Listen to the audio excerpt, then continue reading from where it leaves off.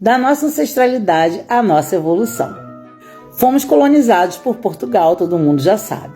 Portugal era considerado o fim do mundo. Aliás, ele era realmente a fronteira com um oceano desconhecido, onde muito pouca gente queria se aventurar a partir dali. Mas, ao mesmo tempo, sabiam que através do mar poderiam encontrar novas terras. Isso já estava estabelecido desde os fenícios, desde os vikings. Então ele se tornou um objeto de cobiça e de conquistas. Muitos povos queriam conquistar a região de Portugal. Os visigodos, os mouros, os bárbaros, os suevos e muitos povos germânicos. Os visigodos se estabeleceram ali por cerca de 3 séculos. E estabeleceram muito da sua cultura no local. Uma coisa muito importante, talvez a mais importante do início da história de Portugal, é justamente a influência islâmica no local. O islamismo surgiu no ano 700 depois de Cristo, com o profeta Maomé, que disse ter a visão de Deus, falando para ele que resgatasse a crença no Abraão, no Moisés, né, em toda a história bíblica. Então, do Antigo Testamento.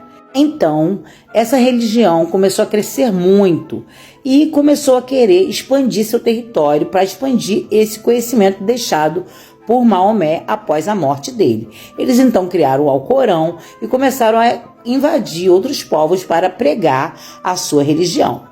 Nesse mesmo inteirinho, os visigodos, que já estavam há séculos lá na Europa, lá ocupando Portugal, eles começaram a se dividir em lutas internas, até que um desses grupos começou a pedir ajuda justamente a esses islamistas que falam? Não, esses muçulmanos.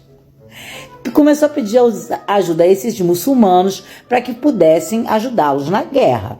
Então eles foram para lá e começaram a conquistar povos e assim começaram a influenciar a cultura do Ocidente, né, que era Portugal no caso, Europa, Península Ibérica, com a cultura do Islã.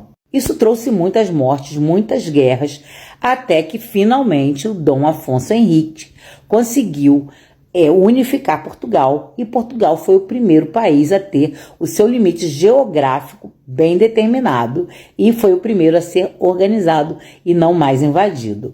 E depois, um futuro descendente de Afonso Henrique, que foi um infante, Dom Henrique, esse que aparece lá na frente segurando a caravela, de olho no Brasil, no caso ali, de olho nas navegações, que era totalmente anti-islamista, começou as grandes navegações e chegaram ao paraíso chamado Brasil.